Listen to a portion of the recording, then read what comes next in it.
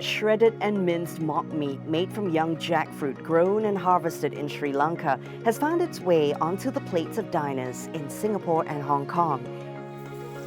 In less than 3 years, Singapore-based Karana turned the vegetable into a plant-based substitute for pork using just 4 ingredients and a proprietary processing method.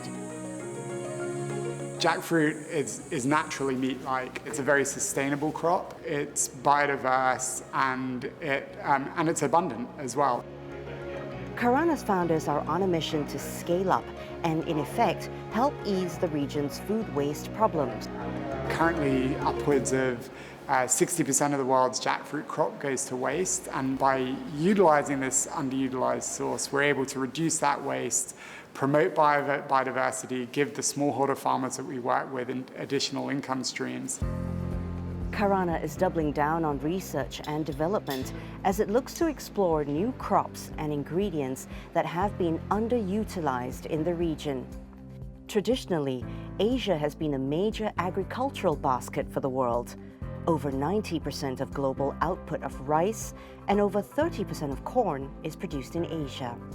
But the region's crop yields are growing vulnerable to severe heat and flooding due to climate change. And you have about a 1.4x increase in the likelihood of a more than 5% decrease in the farmer's yields. That's very significant for the farmer. You have this volatility. I mean, it's very much more difficult to plan. It is much more difficult to sustain the family. With the global population set to hit 10 billion by 2050, experts say a switch to plant-based proteins could be a solution. 1/3 of a globally available land is currently being used for agricultural purposes. And the majority of this land is actually used for livestock pasture. Agriculture and deforestation account for more than 20% of global greenhouse gas emissions. And livestock is expected to lead the rise in the sector's emissions over the next 10 years. In comparison, cultivated meat using renewable energy could reduce global warming impacts by 17% versus conventional chicken production, 52% against pork production, and 85 to 92% compared to beef production. Today, the market for alternative proteins is about 1% of total meat consumption. Looking ahead, given the drivers on climate and environmental awareness, alternative proteins can take up 11% of meat consumption by 2035. This is a $300 billion market with an upside of up to 22%. Global consumption of alternative proteins reached about 13 million metric tons in 2020. We see 2 areas where there's interest and increasing investment. One is in critical steps of technology in the process of development of alternative proteins. So whether that's on specific ingredients that enhance the flavors and so on. The second is investment in scaling production. So increasing the capacity on the extrusion technologies or the bioreactor technologies that are needed to scale for widespread production.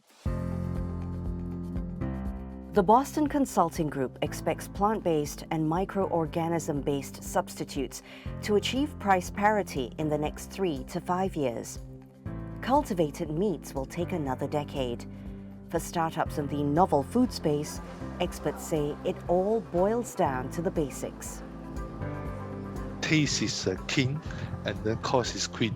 So we need to consider both. If you scale up a particular process to make novel food, the cost is always important to keep within the reach of the consumers. For Karana, the journey to turn jackfruit into a pork substitute has been a welcome challenge. It's tough to replicate that whole sensory experience of meat, and that did involve quite a lot of work. We're not altering the structure of the ingredient, we're just finding ways that we can push it in the direction to make it a better experience for consumers. In the next 2 months, Corana's ready-to-cook dim sum products will start retailing in supermarkets. And it's hoping the health benefits of young jackfruit will be a major draw for buyers. There is a huge amount of people now that are interested in what we call flexitarian diets. So that means actively reducing the amount of meat they're consuming. So, we're seeing in somewhere like Singapore, for example, 1/3 of consumers is now saying that they're doing that.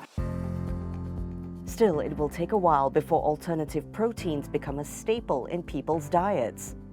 A big part of it that comes down to consumer choice and consumer habits, and these typically take many years to shift, but we see the momentum picking up. Our projections show by 2035, about 2/3 of the alternative proteins will be consumed in Asia.